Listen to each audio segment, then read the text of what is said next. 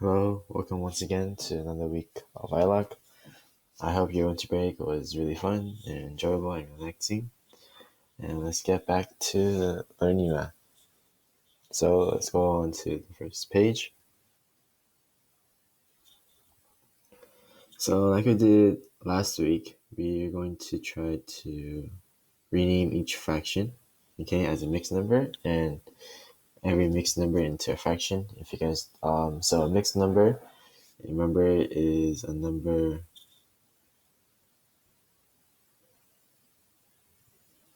that Remember, guys, a mixed number is a number that has a whole number and a fraction with it. So, for example, number 2, 9 1/3. This is a mixed number, and this is just a fraction. Okay. This is also a mixed number, and this is also a mixed number. Okay. Hopefully that kind of helped. And we're trying to rename, so we're trying to make this into a whole number, or we're trying to make this into a mixed number, which means first we need to find a whole. Okay, so how we can do this is we can just basically just simply divide. Okay, so 5 divided by 2 is 2, and subtract the 4. Okay, and there's a 1 left over, right? This 1 is a remainder, and it just goes, so the 2 is right here, and then the 1 from the remainder, and then the 2 from this. Okay, so basically this is how you get a mixed number, okay, from a fraction. And in order to turn a mixed number into a regular fraction, since you divided and trying to get the mixed number, you have to multiply in order to get a regular fraction. Okay, so how we do that is we can just multiply. So we have the 1/3, and what we do is we multiply the 9 to the denominator, so the number on the bottom, and then we bring up the product, and then we add it. Okay, so for example, for number 2, it would be 9 times 3, which is 27. 27 plus 1, which is 28, which means the answer is 28/3. Okay. Okay. Let's try doing number 3. So for 3, we could do 10 divided by 8, which is 1, and that's 2/8. Okay, so we 1 over 1, 2/8. Or you could simplify this to 1/4. Please remember that the 2's can cancel out. Okay. Either of these answers are correct though. And in order to make a mixed fraction to a regular fraction, you can multiply. So 5 times 4, because 4 is the denominator, so 5 times 4, which is 20, and you add it, which is 21/4. Okay. It's a 4. I know it looks really bad, but it's a 4. Okay, trust me. And okay, so comparing. Okay, in order to tell which fraction is greater or smaller, we first have to make the denominators the same. Okay, as you can see here, these are the same, and which number is bigger, 3 or 2? 3 is obviously bigger, so we put this this sign. Okay, in order to okay, so even though these have the same numerator, so the number on the top is the same, it doesn't matter because the number on the bottoms are different. Okay, which means the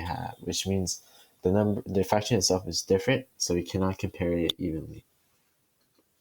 So first, you have to make sure that the denominators are the same.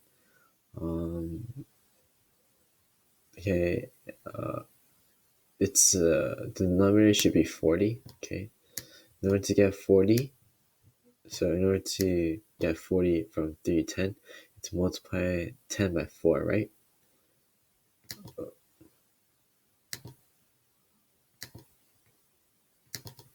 Okay, and in order to get 40 through 10, we have to multiply 10 by 4, which means also to multiply the numerator by 4, which is 12.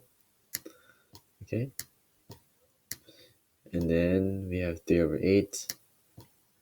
And in order to get 40, you have to multiply 8 times 5, which makes 40. And then you have to multiply 3 times 5, which is 15. And then, so 15 is always obviously bigger than 12, so that'll be. Okay. Sammy, Henry, and Jeb are gopher tortoises. They are training for a 1-yard race. In the first week, who ran the greatest distance? Who ran the least distance? Okay, so once again, we have 1/2, 3/4, and 2/3. I'm sorry that numbers are so ugly. I have to do this virtually. So. Okay, and then the smallest number that 2, 4, and 3 all go into is. I'm gonna give you a few seconds so you guys can pause and do on your own. And 3, 2, 1 is 12. Okay, so 1/2. So how does 1/2 go into 12? How does 2 make 12? You multiply by 6. So you also multiply the top by 6, which is 6 over 12. Then 3/4. How do you make 4 into 12? You multiply by 3. So you have to, which means you have to also have to multiply the top by 3, which is 9. That's a 9. I know it looks like a 1, but it's a 9. Okay, there. Now it looks like a 4, but okay. So next we're going to multiply. How do you make 3 into 12? You multiply by 4, which means you also have to multiply the top by 4, which is 8. Okay. So Sammy ran 6 over 12 yards, and Henry ran 9/12, and Jeb ran 8/12. Okay.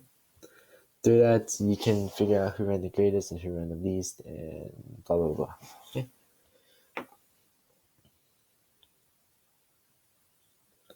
Let's go over 7 plus 4. Tell which quotient is greater.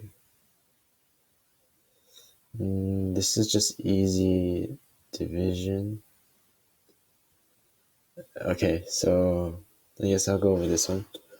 So number 6, it's pretty easy, but so 46. So basically, you can see it as 46 and right equals 2,300. So you can just divide 46. Divide by 46, right? On both sides, and then you should get the answer. Which polygon has 5 sides? A hexagon has 6. A pentagon has 5. Octagon has 8. And a quadrilateral has 4. You can tell because quad means 4. Octa, you can think of an octopus, and octopus have 8 tentacles. So yeah, penta means 5, and hex means 6. Okay. I think that's it for today. Thank you for showing up once again to my live. Hope you guys had a wonderful winter break. I'll see you guys